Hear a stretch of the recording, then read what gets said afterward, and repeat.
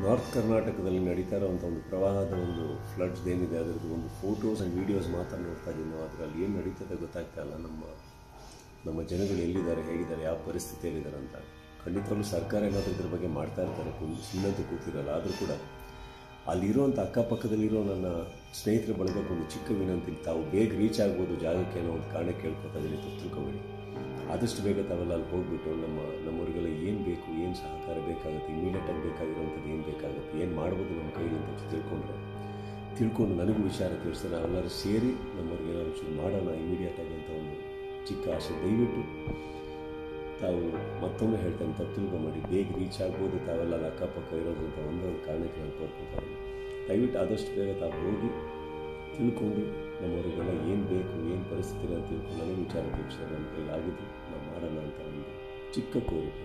And please consider that as a request.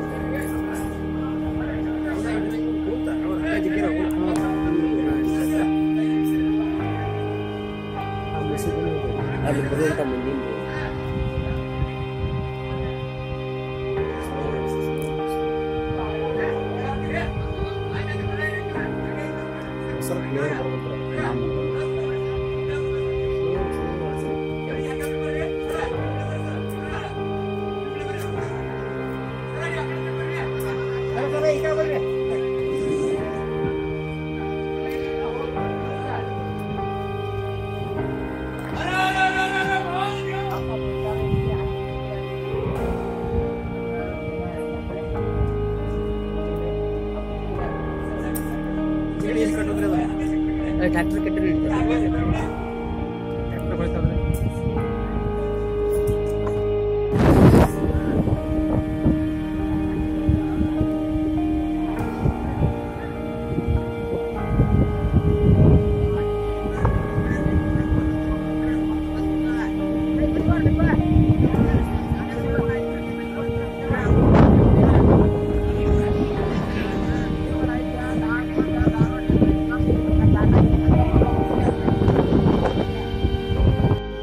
North ಕರ್ನಾಟಕದಲ್ಲಿ ನಡೀತಾ ಇರೋವಂಥ ಒಂದು ಪ್ರವಾಹದ ಒಂದು ಫ್ಲಡ್ಸ್ ಏನಿದೆ ಅದರಲ್ಲಿ ಫೋಟೋಸ್ ಆ್ಯಂಡ್ ವೀಡಿಯೋಸ್ ಮಾತ್ರ ನೋಡ್ತಾ ಇದ್ದೀವಿ ನಾವು.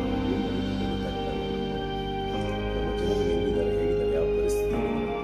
ಖಂಡಿತವಾಗ್ಲೂ ಸರ್ಕಾರ ಏನಾದರೂ ಇದ್ರ ಬಗ್ಗೆ ಮಾಡ್ತಾ ಇರ್ತಾರೆ, ಸುಮ್ಮನೆ ಕೂತಿರಲ್ಲ. ಆದರೂ ಕೂಡ ಅಲ್ಲಿರುವಂಥ ಅಕ್ಕಪಕ್ಕದಲ್ಲಿರೋ ನನ್ನ ಸ್ನೇಹಿತರ ಬಳಗಕ್ಕೆ ಒಂದು ಚಿಕ್ಕ ವಿನಂತಿ, ತಾವು ಬೇಗ ರೀಚ್ ಆಗ್ಬೋದು ಜಾಗಕ್ಕೆ ಅನ್ನೋ ಒಂದು ಕಾರಣ ಕೇಳ್ಕೊತಾ ಇದ್ದೀನಿ.